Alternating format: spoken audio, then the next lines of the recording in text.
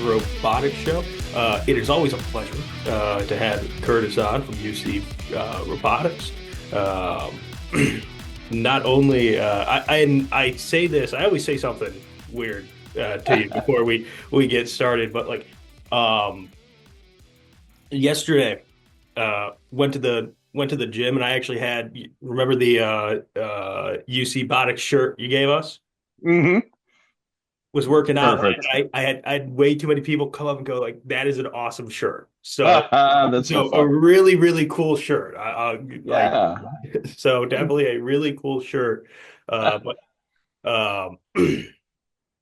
yeah, we're here with Curtis for UC Robotics. And first and foremost, let's just get this out of the way. How's everything going today? Oh, it's going pretty well, all things considered. Getting ready, as many other teams are, for next week, but also putting on in the background the live stream of some of the teams that are competing already, actually, too.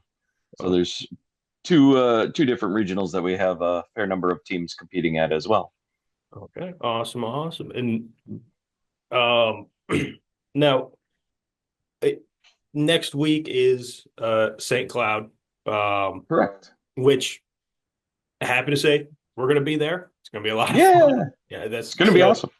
Oh yeah, yeah, yeah. So um, be ready for a special episode on Thursday, where we're going to go down. We're going to interview all the kids, everything like that, and we'll put it up. And it's going to be a big old beefy video, but man, is it a cool? It's always cool to go to new places. So I'm super excited for It's it. an awesome experience. Now the St. Cloud event. Um, so what is for the people that don't know? Uh, Hmm. what is happening at St. Cloud? What time is all Sure. this happening? Yeah, so this is actually our second year hosting the St. Cloud event. It's called the Granite City Regional. I was asked to be a part of the planning committee last year, helping get it off the ground and stuff. And where it's going to be hosted is at the River's Edge Convention Center. It's right off Highway 10, just north of St. Cloud State University. And the intentions and the plan is ultimately Thursday will be the practice day. So that'll start right about 8:30, 9 a.m. in the morning. It'll go until a hard stop at 6 p.m.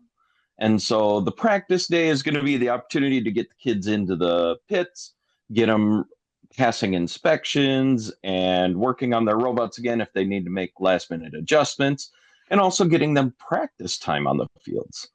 And then Friday and Saturday are both competitions. So Friday will be qualification matches, and that'll run from roughly the same time.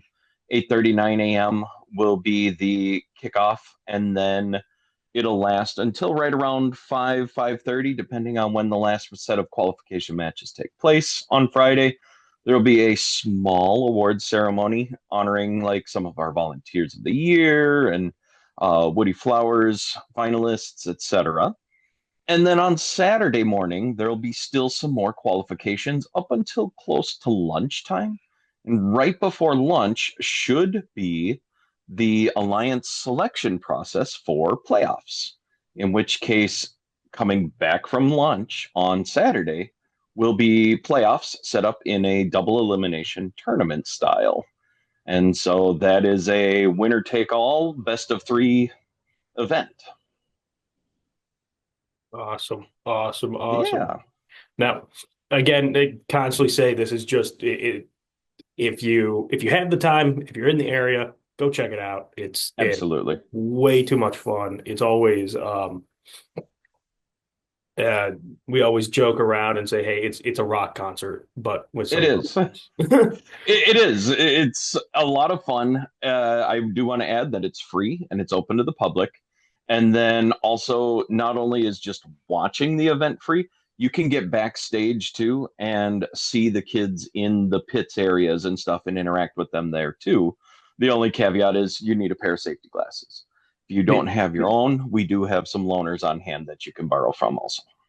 Yes, and the safety glasses thing very serious. Yes, There was a hot minute when it I was is. running around without safety glasses, and yeah, that was a bad look on my part. But Yep. um, going back to the pits and everything like that, Yeah.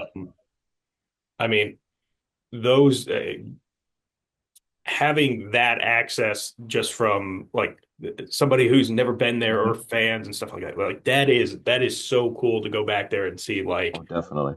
working in the pits on the robot and everything else. It is really really cool.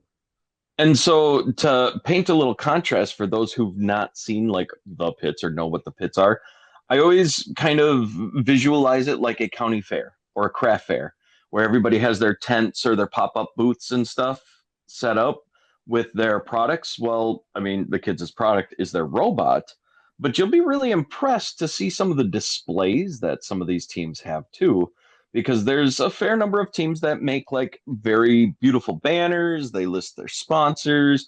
One of the kind of hot ticket items that you find at these events always are buttons. The kids absolutely love making and giving out buttons at these events as well. And so I know my students, after going to Grand Forks, were just riddled, and you could hear the chinkle of them as they were walking around everywhere with all of their buttons on. No, So it's a fun atmosphere. no, 100%. Now, a few things in Hmm. pits. You mentioned like, hey, some of these teams really kind of go all out in the pits and Oh, everything definitely. like that. Grand Forks, which was 2 3 weeks ago, I'm trying to remember. Hmm. Um, obviously, UC Robotics were there. Uh, Yeah. in your opinion, what do you think? What was the most interesting pit like kind of display? Oh, there are so many crafty ones, honestly. Like, so our pit display ourselves, we took a very different approach. You usually see like a 10 by 10 pop-up tent that appears, and across the pop-up tent, they'll have like a banner hanging with their team name and the team numbers and such. We went and we created standing poster banners that kind of highlight our team. Some of the more fun ones I've seen is I'm going to give credit to the Monty Pythons out of Monticello because they have essentially a castle structure that they build in honor of Monty Python and the Holy Grail, with the whole castle and the Frenchmen and everything else on there. There's some other very creative and ingenious ones. I know Fred 2883 from War Road usually has a very beautiful display, contributed and helping from Marvin Windows and such as well too. Yeah, yeah, no, yeah. Going back, if you're able to go back to the pitch. You're not going to be Definitely. disappointed. I would bring that up, and then you bring up the Monty Python like castle. Yeah. Like I am not going to lie. When I saw that, I was like, what kid actually knows? Like I just want to hang out with The coaches and the mentors. coaches because I'm like okay, they get it, sweet, awesome. Yep, it's perfect. Just I yeah, that cracked me up way too much. Now from what again, you said this is the second year for St. Cloud. So Correct. from the first year to the second year, any big changes coming for this event? Yes. Oh, So the biggest feedback we got from last year's event was the orientation of our field and particularly viewing. We kind of had a hint or an idea that it might not have been the best viewing perspective last year. And after the competition started and such, it was pretty much cemented in stone that, yeah, we need to make a subtle difference as to how the field was oriented based on where the seats were. And that change actually is coming to fruition this year. So, from the way it was laid out last year, the field is turned 90 degrees now. And so we will have ample seating on both sides of the field with beautiful views of the entirety of the competition this time around, too. We also are bringing in, rather than a half practice field, a full practice field, too. So that is going to be available for the teams to be able to participate on, including the playground area, which is just kind of the come as you go and practice as you want area. Right. So a couple of nice changes for teams particularly, but also for the spectators to be able to see and view the Right. event. No, having that full practice field is big. I mean, It is. again, especially this year where there is so much different ways of scoring, and your bot's supposed to do so many different things. It is. Um, I don't think there was a time, at least in Grand Forks, where that practice field wasn't completely booked. Yeah, the only time I could say was in playoffs when they actually Yeah, had to close it down. So that was the only time nobody was on there. yeah, yeah, yeah. Now, now going to going from event or to the team and everything else Yeah. like that. Um, from Grand Forks Hmm. to coming up uh, to St. Cloud, what has practice been looking like for you guys? It's actually been very helpful. So I believe it's been brought up, but like in Grand Forks, we had a very shortened schedule just because of the potential weather and severity of that behind there. And it was unfortunate for our team going into Grand Forks. We were hoping for that full day of practice to be able to fix and work on a few items that we didn't quite have in place and just needed refinement. Plus, I mean, it's practice. And so, unfortunately, our Grand Forks event didn't really provide us the greatest experience or show of how our robot can do. Since then, however, we have been refining quite a bit, honestly. We managed to get our elevator system working properly, so we are able to score the coral, which is 6-inch PVC pipes on both the lowest, the first, and second tier rungs. We haven't been able to get to the high tier rung, just based on design limitations. We've also managed to have just ample time to drive and practice with it too, which is really great. I believe we've narrowed down our two main drivers, but we've also got a few backup drivers because you just never know what happens during an event and somebody's not feeling well or whatever may occur. You need to have somebody else to pick up the sticks too. So we've been spending a lot of drive time now, which is excellent. And that's what the kids have really been needing. No, perfect. Now, you brought up how the schedule, because of the possible weather and everything like Right. that for Grand Forks, and talking, especially actually that reminds me, talking with some of your team, your players, Mm-hmm. um, asking like, hey, what are you guys looking to get out of this and everything else, and they did actually bring that up where they're like, look, at this point, like we're really just looking at Grand Forks as kind of like the entire thing is just going to be practice for Yep. us. So it does sound it does sound like you, at least from the team's perspective, it sounds like you did get like, hey, you got that practice where maybe you didn't want to get the practice, but like you got the Right. practice. Yep. Um, Very much so. okay. Now, would you, besides the besides the shortened schedule and everything else, Yeah. I mean, would you look back do you look back, two-part question, do you look back at Grand Forks and say like, hey, yeah, no, that was exactly what we needed? And second part of the question, does the team look at it and go like, yeah, that's exactly what we needed? So for our team as a whole, 4480, this is actually the first year we've been able to attend two regionals. And so in the back of my mind, I've been going over it for years, like, yeah, having that second regional would be so much more helpful, primarily because you can use that first one, Grand Forks, for instance, this year as your, uh, for lack of a better term, beta test. Get Yeah. the robot out there, get the kids out there, get them an initial experience, to see how sometimes overwhelming it is to be in front of all those fans and the music and the noises and everything going on, and just get them that initial shock and awe so that they can absorb it. And now going into the St. Cloud event, they can be like, okay, we can do this. We know what we're doing. We've got it practiced. Now we can get out in the field and almost build that routine, you could say, and get a little more refined overall in what it is they are actually doing. So, yes, I feel it was good to have, and it was a very adequate like practice that we needed moving forward. Okay, no, perfect. And just to put some I don't want to say clarity, but just to put some Yeah. extra, information out there with UC Robotics. I mean, you guys are one of the younger teams uh, out there. So younger as relation to age of students, not Yes, so age much of younger student. as an age of program. Yes. Yes. So our team this year, over half of the team makes is made up of junior high students, honestly. And so I think at Grand Forks we brought 11 kids with, four of which were high schooler.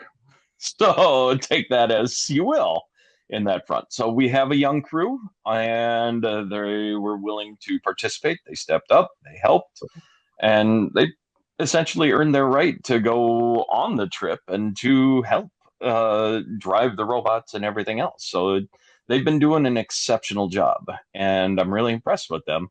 As much energy as junior high and your students tend to bring everywhere you go. I will mention that I got serenaded more than once in the van on the drive to and from at the top of their lungs, and it was mildly entertaining. That might have been the nicest way to put that. Um, man, I mean that is funny. I completely, I mean, eh, not to like completely dive into Yeah, that, right. but eh, so your full roster is pretty much a little 50-50 split between high schoolers and junior. Yeah. Now, is that is that something that you're hoping that like continues, or are you hoping that like, hey, we're just gonna kind of age everybody up, and by that time everybody's So Uppsala has a unique building layout, you could say. oh, Like our building is just one full K-12. And oh, so as far as the demographic layout goes in the building, our elementary is the K-6. And then after sixth grade, they come up to the high school side of the building, and then it becomes a 7-12 building. And so it's kind of hard to do a like absolute cut on certain mm, programs and certain events. And truthfully, I mean, we started 2 years ago the FLL, First Lego League programs, and now we only do FLL up until sixth grade. So if that's the case and that's the cutoff, I don't want to lose that interest of robotics and such leading into the seventh and eighth grade by having nothing there. So that's where I had opened it up to seventh and eighth graders in the past just to see how it was going. And I'd get maybe one or two over the times, and it wasn't such a problem at all. But then this year hit, and I've got seven coming through the door, which was great on a numbers perspective, but it changes the mentality of how to have so many more younger students coming in who don't necessarily have always the working knowledge and experience behind what's needed for building a robot. what in your opinion, where do you think that in I mean you're saying the Lego League and everything Mm-hmm. else, but where do you think that like interest spike like happened for the younger? Some of it is through a few years ago when we hosted the NMRC championship back in 21. They got a chance to see it in the elementary schools, see what the competition was actually like. But then also word of mouth, friends. They had one or two folks that were on the team and they're like, hey, you should come and check this out. Oh, hey, you should come and check this out. So I really only started with like three seventh graders. And then all of a sudden, like the next day, there was another one. And then another day passes and another one showed up. And then another, like it was a trickle effect. It didn't just happen that they all showed up at once. But word of mouth, and I've said this to other teams and other people for recruitment wise, like word of mouth is our best chance of getting somebody in. Go bring a friend. Like go get them, grab them by the hand, bring them to the day, and just be like, here's what we do in a day. If you don't like it after that, cool. No, in again, talking with the students and everything else like that, I mean that is definitely one of the first like, hey, how did you learn about this? And it's always, yeah, my buddy just dragged me here, or oh, Yeah, that's kind of how it works. my brother or sister did this, and Yep, everything. I'm just like, yeah, that's always the answer. it So is. I would definitely say word of mouth is definitely working for you guys. Now, Yeah. with the St. Cloud event, Hmm. um, being a mentor, being a coach, what is your hope going into this event? What are you hoping um, in the long run? How does your team do? What are you hoping your team takes away from this?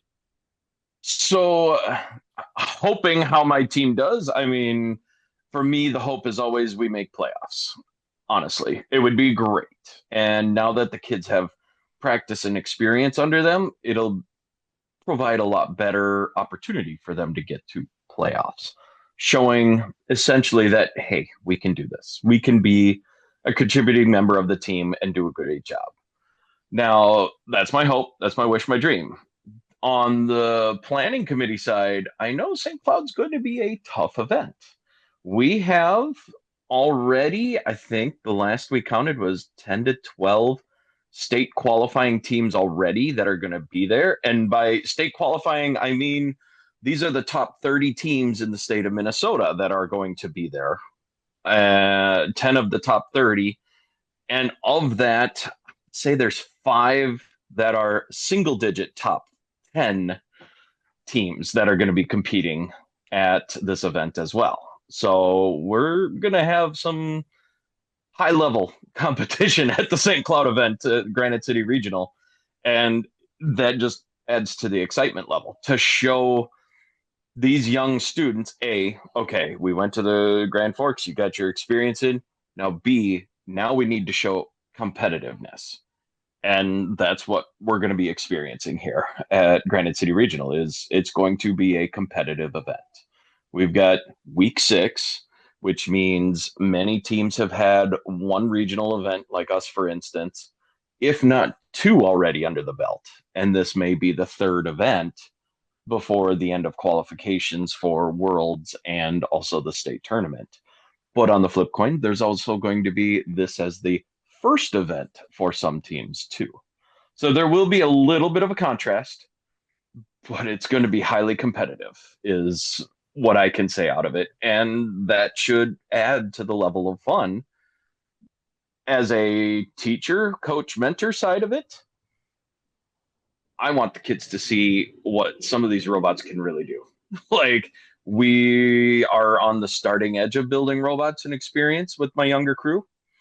And now I want them to see some of these really amazing robots that are going to be there. And you see that jazzes me up because I'm like, oh man, we're getting so. I'll say this, especially at the Grand Forks, I was very pleasantly surprised on how high these scores were getting, and Oh, definitely. oh man. Now, uh,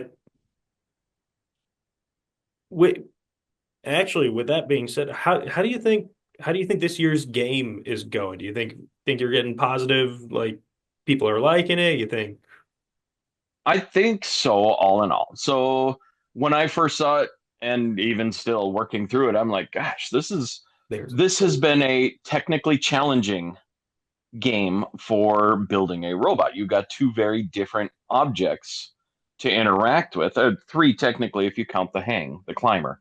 Mhm. Whereas most things have been primarily static when you would go to climb, like here's a fixed bar that you have to latch onto. Right. This time, I mean, it's a cage dangling from a chain. So you run the risk of, oh, you hit it, it bounced, it swayed. Now, how are you going to get it? Like, that, but also handling PVC and then handling like a giant kickball are two very contrasted objects to pick up and manipulate. So for me, as a teacher, as a coach, mentor, I got excited because, oh my, this is very different, trying to get pieces and trying to get things. As the action plays, as the scoring goes and such, like it's a lot of fun when you're on the field interacting with it and seeing it happen and seeing these kids get excited over scoring their own event pieces and such too. Now that we're in the higher tier, week 6, what's going to be really interesting now is seeing if any of our Minnesota regional events are able to fill up a full reef rack with all of the coral. So it's like, okay, we've been playing the game. Now, how can we take the next step to make it that much better when we're on the fields too? And that boils down to a lot of skill. A lot of teams have been working on their programming to fine tune it and dial in, especially autonomous code and such too, to see how many points can you rack up is really what it's going to be. And you talked high scores. That's what this is going to be presenting to us too. So all in all, back to the original question, the game to me has been fun. It's been a challenge, which I like challenges. I do like the fact that we can fall back on some of our past experiences for build, but then there's also elements that we need to explore that are new. So it gives a variety, which has been always refreshing, honestly. It is definitely one of the most unique games, at least as long as I've been here, that I've Hmm. seen, and definitely some of the most unique robots. I don't think um, I don't know if I've seen the robots ever get like that tall. I mean, Right. you're getting to like 7 foot area It's sometimes. been a long time. And what's interesting to me is I have not seen robots that, excuse me, robots that have like a full windmill style design on them before too. Like you see some of these arms that come down and pick up, but then they're rotating 360 degrees in a full circle on it while elevating. So it's a mark of engineering. It's a quite a feat. Absolutely. I mean, one last like bit, one last story. Yeah. You bring that up. Like, man, I can't stand that I can't remember the team, but I remember talking with one of the teams at Grand Forks, and I was like, "Hey, what's Hmm. the from week 0 to now, like what has changed?" And they looked at me and they're like, "Well, this stuff has changed on the robot since like the practice day. We saw this team and like their arm could fully like rotate and everything. We thought that was a really cool idea, so we stayed up until like 2 in the morning and fixed it, made it do this. Now ours is doing that." And I'm like, "Oh, that's Yep. insane." It's amazing to hear what that iteration process is like. And I joke with my students in that, engineering is stealing from one another and consider it a form of flattery more than anything. But with FIRST, I mean, it's encouraged to share your designs, share your ideas, and then be humble about it. Like, hey, look, they did the same thing as us, as opposed to like, "Rah." So it's been wonderful to see, and it's actually really exciting to hear that a team spent many hours making like the code changes and stuff on their Oh yeah, robot too, because yeah. I remember those days very effectively when back to the era when we had what was called bag and tag. We had a few midnight nights well into the sun coming up working on the robot. Crazy, crazy. Well, Curtis, Awesome. always a pleasure It is. talking with you. Any last words before we sign off here? Well, it's always a pleasure as well being on the show. I appreciate you taking the time to chat with me as well. And well, honestly, come check out the Granite City Regional if you're in the area. Otherwise, you can visit thebluealliance.com and check out the live stream as well, what I'm doing right now with our Iowa and also for the first ever state fair event going on right now. It's the 10,000 Lakes, but they moved it to the State Fair Coliseum. honestly. So it's pretty amusing to see what I always thought was a dirt floor turn into a first robotics arena. So it's been fun to watch. That is awesome. That is awesome. Well, for everybody else, we'll be right Awesome. back. At Enbridge, we're focused on relationships. 23 Canadian First Nation and Métis communities now own an equity stake in Enbridge Athabasca Pipelines. In Minnesota, Enbridge has spent $450 million and counting, with Native-owned companies and in wages to tribal members working on Line 3. Every day brings new collaborations, partnerships, and possibilities. Learn more at Enbridge.com.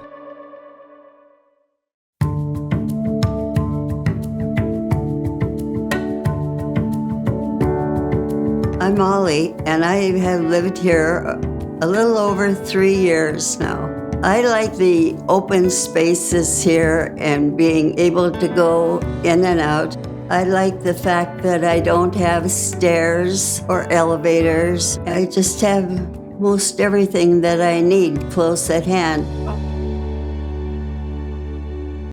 Gordon Construction of Mahnomen is a Native American-owned business proudly operating on the White Earth Indian Reservation since 1983. As a bonded general contractor, Gordon Construction provides years of experience in large, detailed, and within-budget projects. Gordon Construction is committed to the safety of its employees and the environment of its work sites. To learn more about Gordon Construction of Mahnomen, visit gcmahnomen.com or call 218-935-2191. All right, I'm sitting here with Micah and Patrick, part of the Warroad Robotics team. Micah, let's start with you first. How did you get into competing in robotics at Warroad High School? So actually, my uncle really pushed me into it. At the time, I wasn't really doing much, and he really wanted me to get into an after-school activity. So he basically pushed me into robotics, and I really caught my landing. It's been going good for a couple years. Okay, and what is your main role of the team? Like, what do you mostly do? So I am design and build, basically the head of both of those departments, and any in-house machining or manufacturing that we do, that's mostly me. Either I'll be in the shop helping other kids do that, or in CAD. Okay, and of those different aspects of the team, which one is your favorite to do? Do you like the designing, the building? What of those do you like to do the best? I really like so I like to design it and build it combined. So I like the machining aspect of when we can do that, just walk over 20 feet and I can go on a manual mill or a CNC mill and just do that real quick and fast. And then I can physically put it on the robot and see it happen in matters of minutes sometimes. All right, perfect. And Patrick, how did you get into robotics? Yeah, so I used to go to a school in Canada, and over the border, I heard that there's this great robotics program here at Warroad, and it was really one of the things that really inspired me to switch over here. Okay. And I think it's one of the best things I've done. All right, and what is your main role of the team? My main role is the lead programmer and driver, so I really like seeing things come to life with the robot. All right, do you like programming more or do you like driving more? Kind of both. Same with Micah, how it's kind of cool to get stuff going and then actually like perform it and see how everything's working. All right, so tell me a bit about your robot. What is your primary function and objective with it? We have is a fixed angle shooter. So Okay. this box right here will always stay at the same angle, and we can do level 2, 3, and 4 without having to actually move that. And we will take from the source and throw it level 4 to level 2. Then we have this enabled, so it's a little bit slow, but we have the algae arm, which will take a algae off of the reef, and we can suck it in like this, and it will lift up, and we can either put this up into the barge or into the processor. Okay. So, Micah, from a design and build standpoint with this robot, what went into not only creating the structure of the robot, but being able to give it both of its functions of both lifting and shooting? So we started off with the our elevator, and ours is actually a in-house made. We Mhm. didn't use some of the you can get like bearing blocks from Swerve Drive Specialties or other things. Everything on our elevator is handmade, from our bearing holders to the elevator itself, and that is made out of a chromoly steel. It's a blend of steel that is usually used in like dirt track race cars. Okay. It is we actually got it from a race car store, a Mhm. local one over a few towns over in Greenbush. Okay. And then after we got that, which was basically our starting point, we played around and figured out that we can do all of our main levels at one angle. Mhm. So this just stays at a certain angle that we can do all of our levels.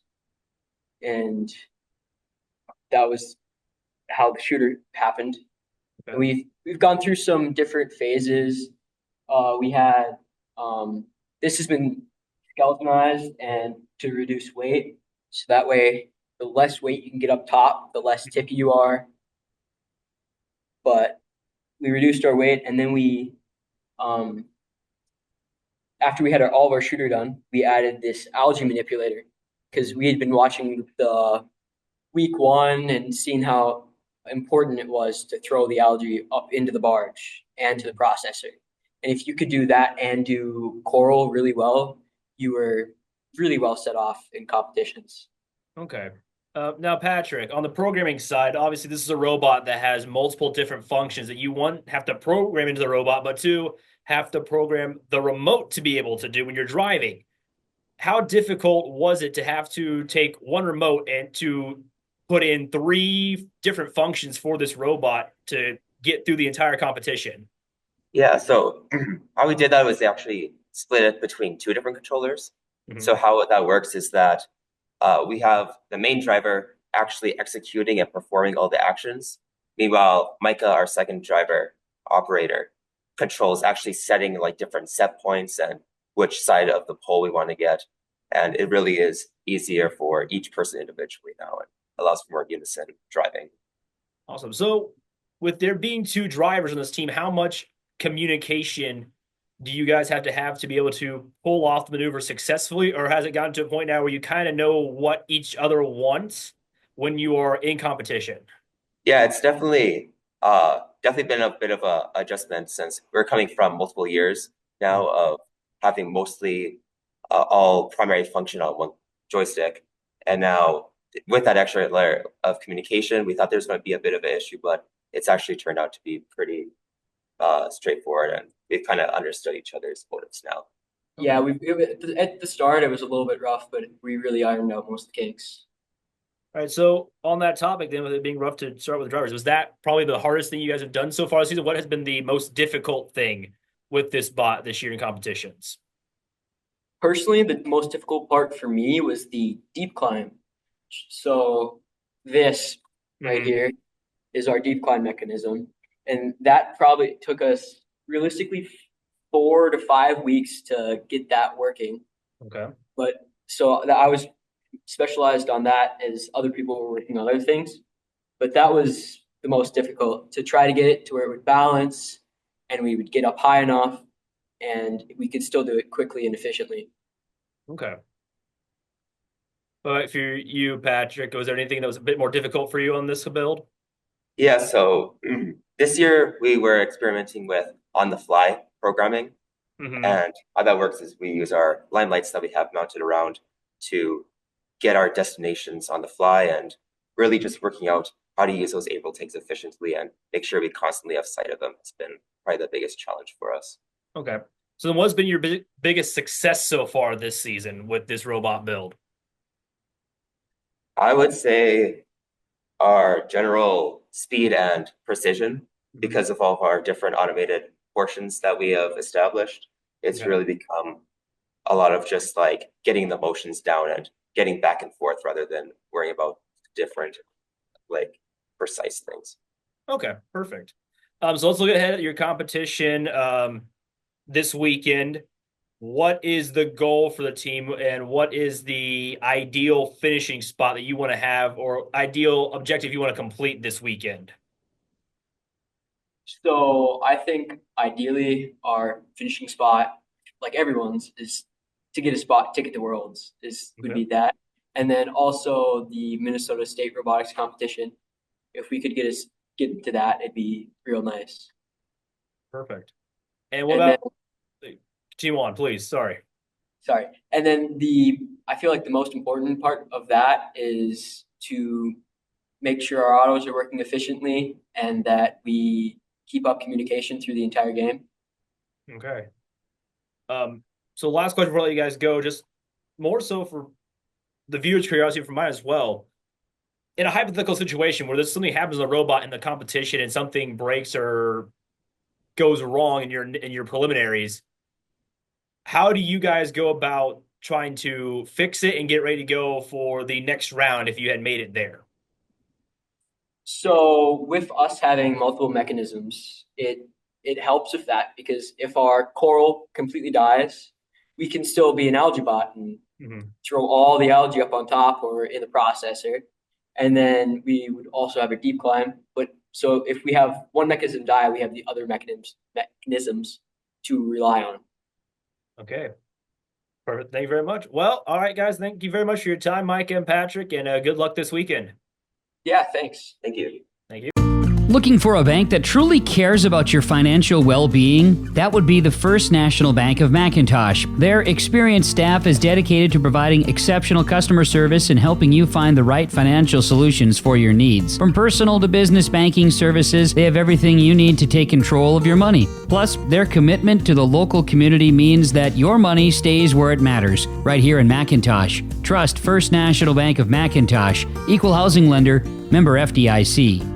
In today's competitive market, your company needs a manufacturing partner that can deliver high-quality products, on-time delivery, and unmatched expertise. Team Industries of Bagley has been a leading provider of precision machining and manufacturing services for over 50 years. Whether you need custom-made parts, precision engineering, or complete assembly services, Team Industries of Bagley can help you take your manufacturing to the next level. Visit their website today to learn more about their capabilities or give them a call to schedule a consultation.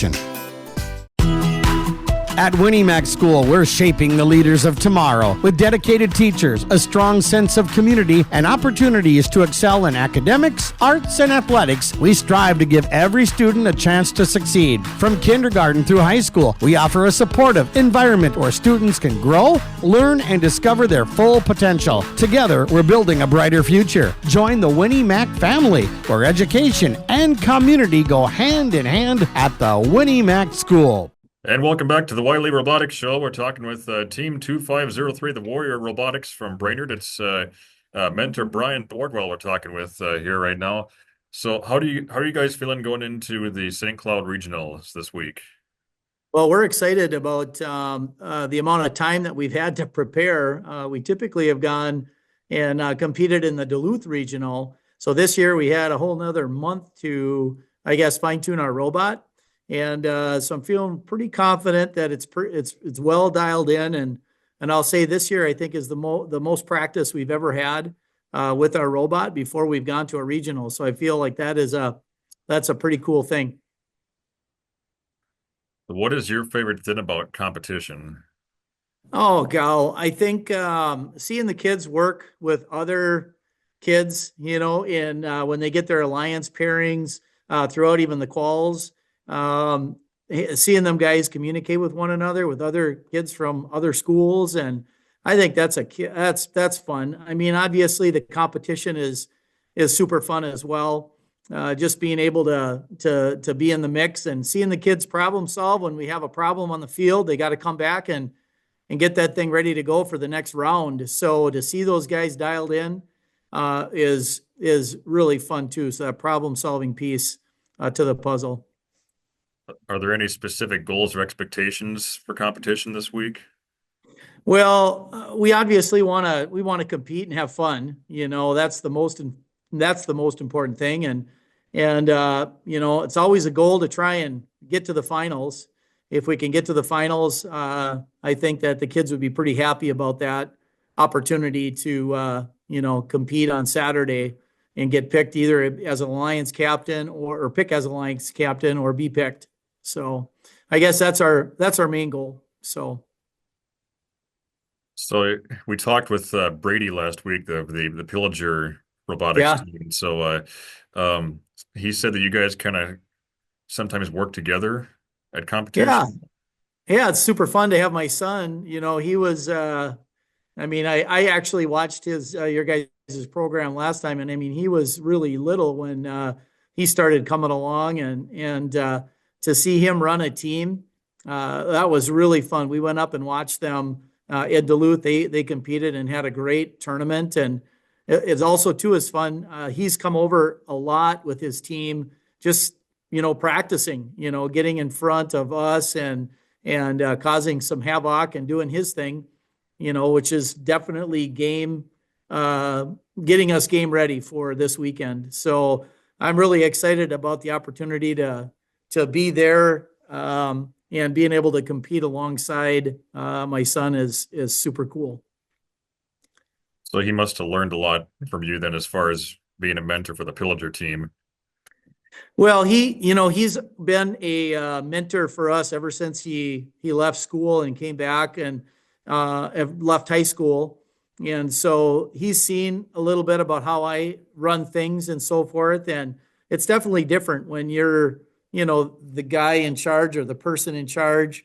All the little things. He's asked a ton of questions, just even about, oh, what do I do here? Who do I call here? And those kinds of things. So it's been kind of fun in that, I guess, essence. But yeah, no, I think him being around our team over the years, our team is mentor driven. Every single one of our mentors have been on our teams in the past. This is our 18th season. And so that aspect of having our kids be a part of the program and then come back to mentor is super fun. So I think he learned a lot through that process as well. So, Do you guys have any favorite teams that you like to watch at competition? I mean, there's all sorts of teams that we've been kind of, we're part of the NMRC, so all the NMRC teams, it's really fun. But there's some good ones from other parts of Wisconsin. A lot of Wisconsin teams when we've been in Duluth, we've gone up with and so forth. So I just feel like it's hard to pick a favorite just because they're all so unique in their own way, and they're also willing to help if you ever have a problem. So it's hard to pick a favorite. Is there a specific favorite thing you like about the St. Cloud regional competition this week? Well, this is our first regional, the first, I guess, time at St. Cloud. So it'll be interesting to try something a little bit different. We've been consistently going up to Duluth, and this year we didn't have an opportunity to get up there. And so we're just excited to compete. So it'll be kind of fun to be at a different venue. We sure love going up to Duluth, but St. Cloud is so close for us. It's nice that it's almost like our backyard here. So I'm excited to see how they run that that program, or I mean that regional, and we're looking forward to it. So, how would you compare this year's team to last year's team? Oh, this year's to last year's. Last year was it last year? I think we had quite a few seniors last year. And this year we have a lot of underclassmen. I think we have more ninth graders on this year's squad than any of the other ages. I have one senior this year, few juniors, few sophomores. So it's a young team. However, our leadership on this year's squad, were all here last year and have done a phenomenal job of, engaging the younger people, the younger students or the ninth graders. And I see a passion in both. I love to think that both teams, have really, gone all in with their robots. Last year was the first year that we really totally designed all of our components on the CAD system with Onshape, and then built our robot. So we spent quite a bit of time in the design process and building. So that's a very commonality between last year and this year. So, yeah, so I think every team is a little bit is unique. They all have their own, I guess, oneness. They enjoy one another's company, that's for sure. So they spend a lot of time together. So that's a good thing. Has there been any major hurdles you guys have had to get through this season or had to jump over? Um, I don't know. I think I can even maybe bring in one of my students here. That's Bram Jacoby might be able to answer that question. I'm going to have him sit here. This is Bram, one of our Hey, students. Hear hey. that? Yeah, I think our biggest hurdle, other than we had some setbacks with our CAD design, I think one of the other bigger ones is we had a hard time getting a hold of material we needed to build our robot. So like when week 0 came around, we were, I don't know, 8 hour days or something trying to get everything prepared just so we could show up at week 0, and it just ended up not being feasible. How many hours per week do you guys spend working on the robot, do you think? Oh, we're here from 3:30 to upwards of 9, Wow. 9:30. Yeah, so lots of time, and we typically our normal schedule for a lot of majority of the kids would be like 3:15 to probably 5:30 ish, and then there's some diehards that want to stay a little bit later, like Bram here. There we have a couple mentors, Adam Schulke and Jaden Streed, who are kind of assistant coach slash lead mentors for us. And they have a little more flexible schedule, so they are available, and they stay as kind of as long as the kids want to stay. So the kids have really put a ton of time in, and if it weren't for those guys, it would be difficult to be able to spend that much time. And then on Saturdays, we meet every Saturday. Typically, we start at 9 and go to 3-4 o'clock on every Saturday as well. So it's a huge time commitment, but the kids want to be here. They're not forced to be here by any means whatsoever. So it's cool. So what got you I guess for both of you guys, what got you into robotics and what's your favorite part about robotics in general? I'll let you go. Well, my brother was found out about it originally, and so when he graduated and I moved to the high school, I knew about it and I knew I've already wanted to go into engineering, so I decided to check it out. I mean, now I live here basically. Yeah, and it's nice we have the opportunity to be able to have that. I got into robotics. I guess it was 18 years ago, and this is our 18th season. So Ken Rosen came up and said, "Hey, you have to do this. We're a project lead the way school, so we had an engineering curriculum, and I just felt that it was definitely a good fit. I had quit coaching girls basketball, and I had gotten my master's degree at that time, and this just kind of flew into that. And during this season, we don't have much time for anything else, so it's been fun, and we do a lot of stuff, and do a bunch of fundraising, and so that's how I got into robotics. And of course, my background a little bit, career and technical education. It's kind of also too a little bit right up my alley with the hands-on types of I guess STEM activities. So in that Project Lead the Way, that's a course you guys have at the school. And so does some of the skills you learned in that course, do those apply to robotics? Well, I think they do. We do a lot of problem solving activities. Bram, did you take POE? I have not taken POE. Oh yeah. So, but anyway, some of the students they learned that the design process. I think that definitely equates to it. Principles of engineering also too. We do some programming, work with mechanisms. So there is a lot of that would definitely transfer over. So, yeah. All right. Yeah, you guys. So you're gonna head down to St. Cloud on Wednesday, is it? Well, we'd like to get down there Wednesday night and set up, but it sounds like the roads might not be so good. So I've got a communication through them saying that they're going to kind of play it by ear at this point to see what's happening. And hauling a trailer down there with icy roads wouldn't be that great. Otherwise, for sure, Thursday morning we're heading down. But it's nice to be able to set your pit up, weigh your robot. Maybe see if it communicates with the field. I'm not sure how much you can do on Wednesday. I think we can get in there from 6 to 8 or 6:30 to 8:30, something like that. And it's close so that we can drive back, and then we'll bring the rest of the team down in the morning on Thursday and then stay there for the weekend. So we'll be heading out after we hopefully are in the championship round. So. All right. Well, I wish you guys the best of luck this week, and we'll be back with more of the YLE Robotics Show right after this.